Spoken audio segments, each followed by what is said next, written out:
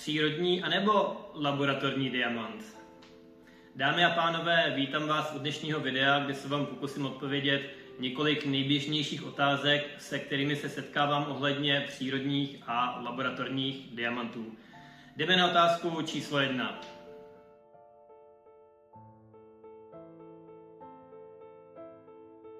Laboratorní diamant je diamant. Pokud na stůl položíme vedle sebe přírodní a laboratorní diamant, pak nemáte šanci lidským okem rozeznat, který je který, a nepoznám to ani já, ani kterýkoliv ze zkušených profesionálů, protože vypadají naprosto identicky. Ostatně to je taky hlavní důvod, proč jsou laboratorní diamanty stále více a více populární po celém světě. Ten rozdíl mezi laboratorním a přírodním diamantem je místo vzniku. Přírodní diamant vzniká hluboko pod zemí, zatímco laboratorní diamant vzniká v laboratoři. Na konci tohoto videa najdete tabulku, která nabízí více porovnání přírodního a laboratorního diamantu, tak tam když tak mrkněte taky.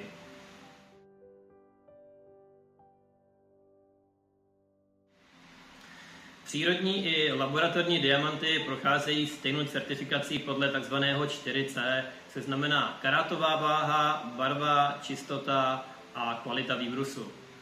Nejběžnější laboratoře, které certifikují přírodní i laboratorní diamanty, jsou GIA a IGI. Ten certifikát od IGI vypadá takto. A co je důležité, tak je jedinečné číslo, které naleznete zde.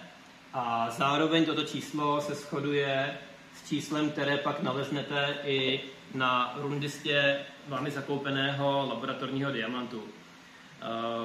Vy si vlastně můžete i velice snadno ověřit, zda skutečně ten váš zakoupený diamant prošel certifikací IGI, pokud toto jedinečné číslo zadáte na stránkách IGI Verify Report, tak se vám objeví ty samé údaje, jako máte v certifikátu před sebou, a navíc ten certifikát vy si můžete kdykoliv stáhnout znova ze stránek, což se hodí například v případě, pokud ten certifikát jste ztratili, anebo jednoduše jste ho třeba někam uložili a nevíte, kde ho máte.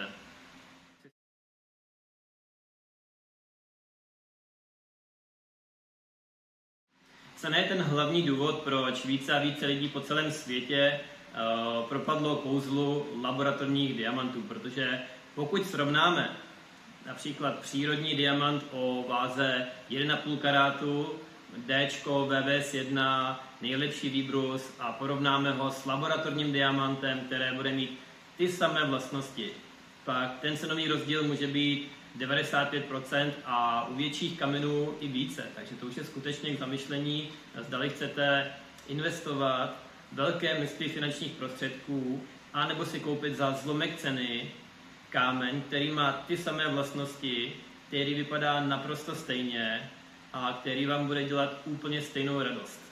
Rozhodnutí je na vás.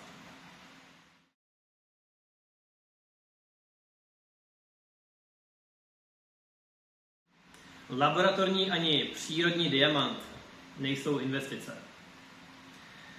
Diamanty obecně kupujeme, protože se nám líbí jejich úžasná brilance a třpyt, nebo můžeme si vytvořit jedinečný šperk, do kterého pak si diamant zasadíme a máme z něho radost. Čili to je ten hlavní důvod, proč obecně kupujeme diamanty anebo drahokamy. Ale investici v přírodních diamantech nehledejte. Investiční diamanty skutečně existují, ale jsou opravdu vzácné a pohybují se v milionech, možná v desítkách milionů dolarů, a koupit je můžete převážně přes aukční síně, ale určitě to nejsou ty diamanty, kteří tu někteří prodejci prodávají jako investiční diamanty, a ten důvod je naprosto jednoduchý. Pokud vy si například zakoupíte investiční diamant za 1 milion korun, pak v okamžiku, kdy vy opustíte prodejce, váš diamant právě ztratil 21% DPH, což je více než 200 000 korun z milionu, plus jsou tam až několik marží prodejců diamantů. Čili nechám skutečně na uvážení každého z vás, zdali chcete investovat své peníze do investičních přírodních diamantů, a nebo zvolíte například zlato, stříbro a nebo jiné možnosti pro uchování vašich financí.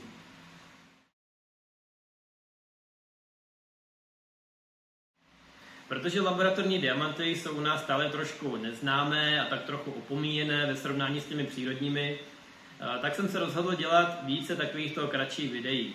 Čili pokud máte nějaký dotaz, který by vás zajímal, napište mi na tuto e-mailovou adresu a já v příštím videu se vám na něj budu snažit odpovědět.